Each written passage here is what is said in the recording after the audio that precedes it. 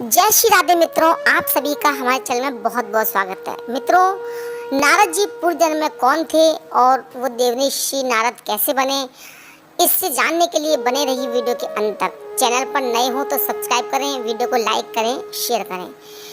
मित्रों, नारद जी पूर्व जन्म में एक गंधर्व थे। उनका नाम उपवहन था।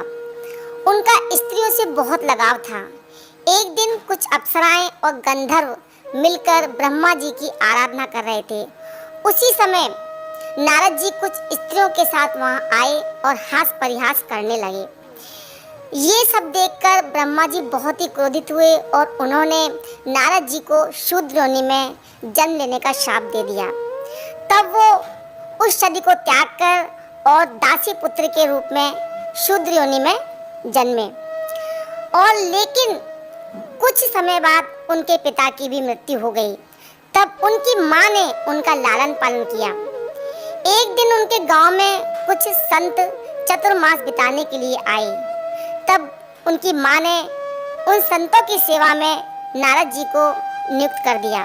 वो बहुत ही तल्लीनता से उनकी सेवा करने लगे और जो कुछ भी संत भोजन करते थे, उनकी पत्तल में जो जूठन बचती थी, उस जूठन को संतों की अनुमति से खा लेते। इससे उनके सारे पाप धुल गए और उनकी मन में धर्म के प्रति रुचि बढ़ गई। और वो संत हर दिन भगवान श्री कृष्ण की लीलाओं का गान करते। उन सबको सुनने से नारद जी के जो रजोगुण और तमोगुण थे वो समाप्त हो गए और भगवत भक्ति का उनके हृदय में जन्म हुआ। जब चतुर्मास बीत गया और वो संत जाने लगे तो नारद जी उनके पीछे पीछे चल दिए। उनको आता हुआ देखकर उन संतों ने कहा कि बेटा, अभी तुम्हारी माँ जीवित है, उनका तुम्हारे अलावा कोई और सहारा नहीं है, इसलिए तुम्हें उनकी सेवा करनी चाहिए, तुम उनकी सेवा करो। ये सुनकर नारद जी उदास हो गए। तब उन संतों ने एक मंत्र दिया भगवत भक्ति का और आशीर्वाद दिया कि तुम्हें अपने इस जीवन में भगवान का दर्शन जरूर होगा। तो नारद जी हर दिन उस मंत्र का जाप करते।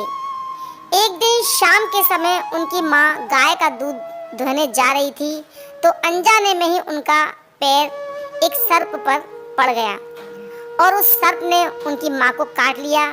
तो उनकी माँ का स्वर्गवास हो गया।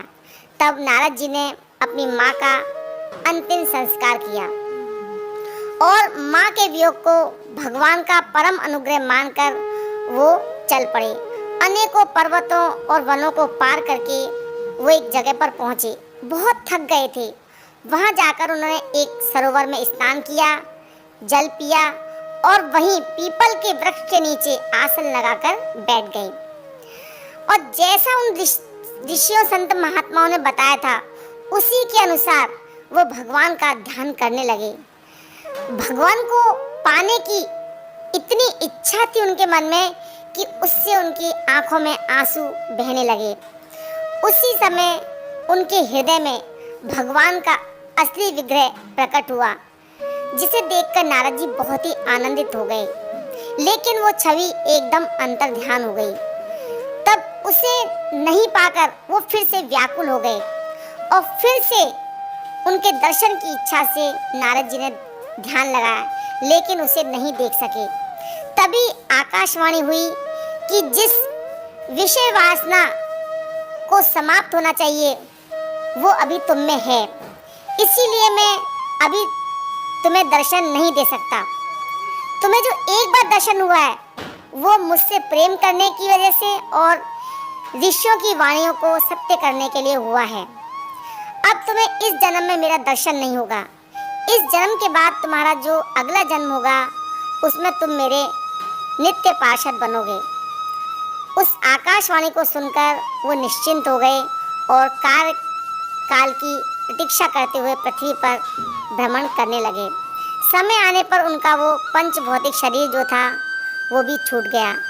और काल के अंत में जब भगवान नारायण की सोने की इच्छा हुई, उस समय ब्रह्मा जी की श्वास के साथ वो उनके हृदय में प्रविष्ट हो गए। और फिर चतुर्युगी के बाद जब फिर से सृष्टि हुई, तब ब्रह्मा जी के मानस पुत्र के रूप में उनका जन्म हुआ और भगवान नारायण ने उन्हें ये वीणा दी और उसको बजाते हुए वो उन्हीं के नाम का कीर्तन करते रहते हैं। तो इस तरह से भगवान की महिमा है जो वो दासी पुत्र से देव ऋषि नारद कहलाए। तो भगवान की महिमा अपरंपार है। मित्रों, आपको ये जानकारी कैसी लगी कमेंट करके जरूर बताएं। जय श्री राधे।